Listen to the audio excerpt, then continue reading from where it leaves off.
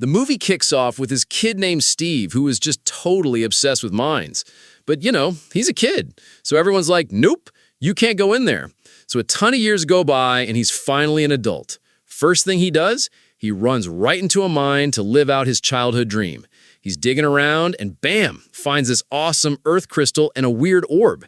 He pops the crystal into the orb and this crazy portal just opens up out of nowhere. Of course, he jumps right in.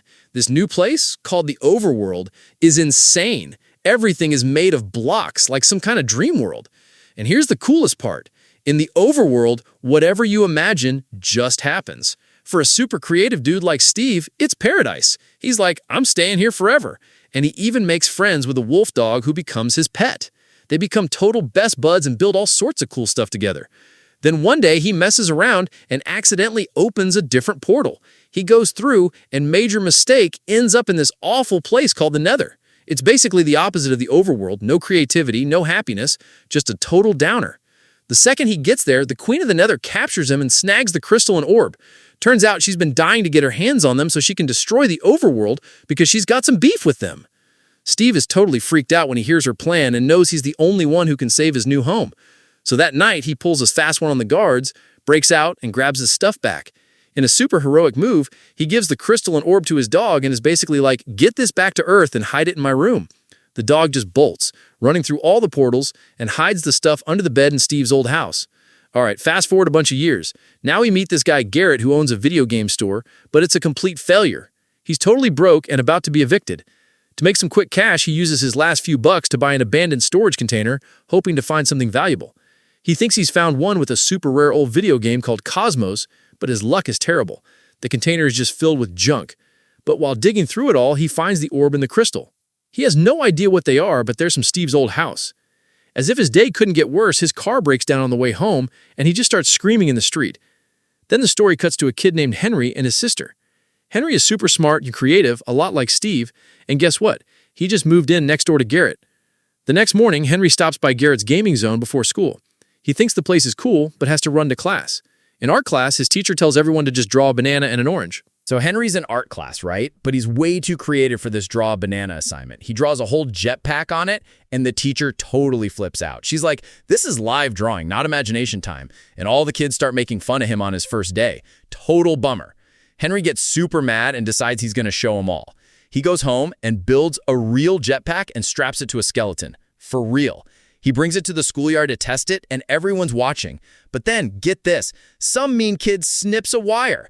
The jetpack takes off, but it's completely out of control and just smashes into a potato chip factory. It's a total disaster, and he's in deep trouble. The principal tells him to call a relative, and Henry knows his sister will kill him. So he calls Garrett and is like, dude, if you pretend to be my uncle, I'll give you $2,000. Garrett's broke, so he's there in a second. Garrett gets him out of trouble, and they go back to the shop. Henry's so bummed about his jetpack failing that he just chucks his diary in the trash.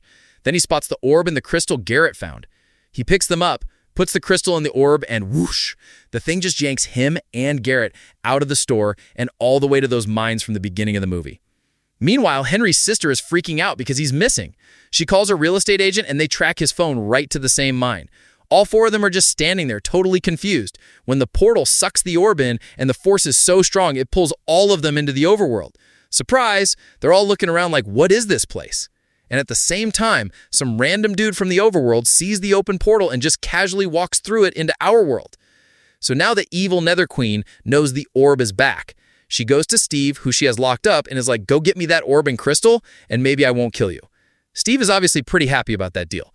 Back with our guys, the real estate agent is having a full-on panic attack. Then in a second, it's nighttime, and they're surrounded by skeleton monsters. They all start running for their lives, and Henry has this big brain moment. He thinks, man, I wish there was a wall here, and poof, a wall just appears out of nowhere. He realizes that anything he thinks of comes true in this world. So he thinks up a whole room, and they're all safe from the skeletons. But Garrett is still outside with the orb and crystal. He makes a run for it, but gets shot by an arrow. The crystal shatters, which is a big deal, and now he only has the orb. He scrambles toward the room Henry built, but now there are zombies after him. He climbs up the fort they made, but the zombies follow him, and now everyone is trapped and about to be zombie food. Then, out of nowhere, Steve shows up and starts fighting the zombies like a total pro. He's been here a while, so he knows what's up. He just snaps his fingers, the sun comes up, and all the zombies burn to a crisp. So cool.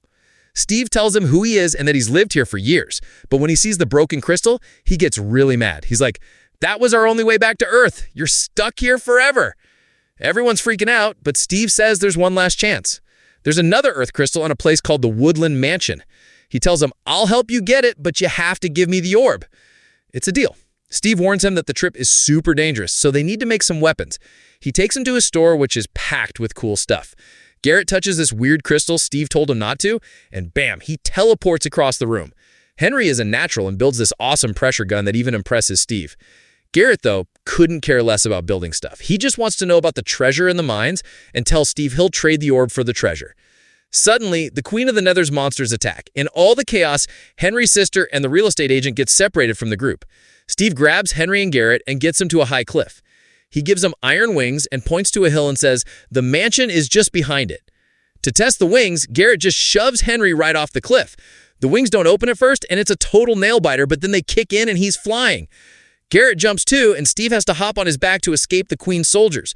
Of course, the wings stop working and they all crash. Garrett asks Steve who those soldiers were, and Steve finally spills the beans. He tells them all about the Nether Queen and how she wants to destroy the overworld because people made fun of her dancing years ago.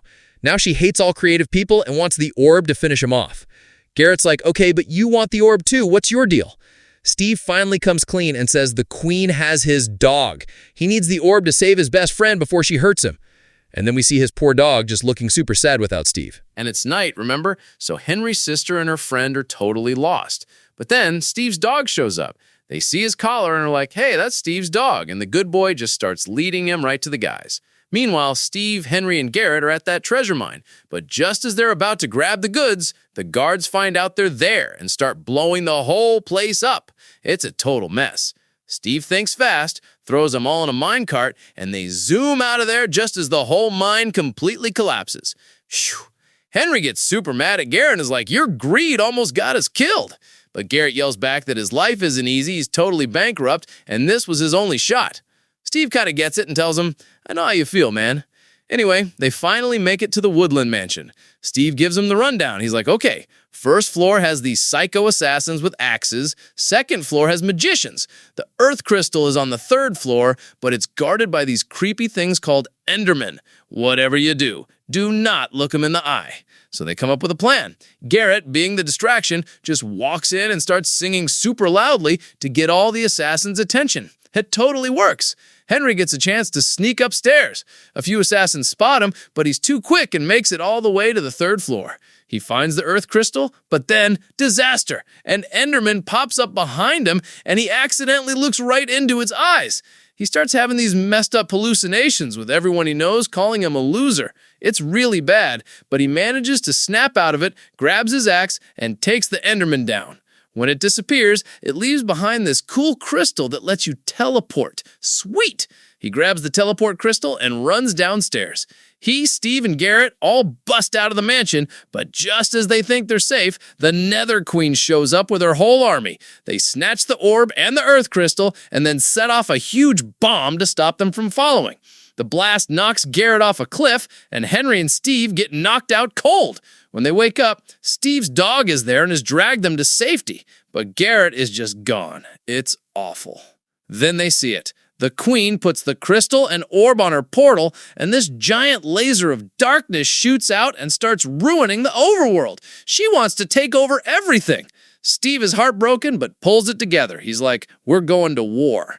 They gear up with all their awesome weapons and charge into battle. They're taking out the Queen's soldiers with mini bombs and stuff, and the Queen is furious. So she unleashes her secret weapon, a giant monster. While Steve fights the monster, Henry gets a brilliant idea. He puts the teleporting crystal into his pressure gun and shoots it right next to the Earth Crystal on the Queen's portal. He teleports right to it.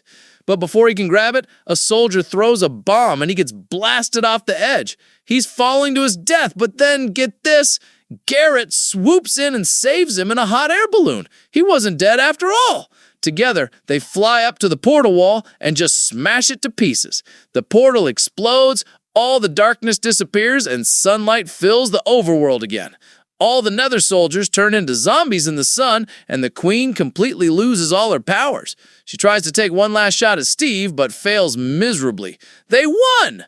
So they all get ready to go back to Earth. Steve gives him his dog as a gift and says he's just going to stay in the overworld. But Harry's sister's like, why? You could bring all your amazing creativity to the real world. Steve thinks about it and decides she's right. He comes back with him. They all team up and open a new gaming zone for Steve. Henry and Garrett create a new game that becomes a huge hit, so Garrett's money problems are over. Steve becomes a partner in the store and even does live performances with his block building powers. And the best part? Henry shows up to school wearing his actual working jetpack, and all the kids think he's the coolest person ever. And that is how the movie ends.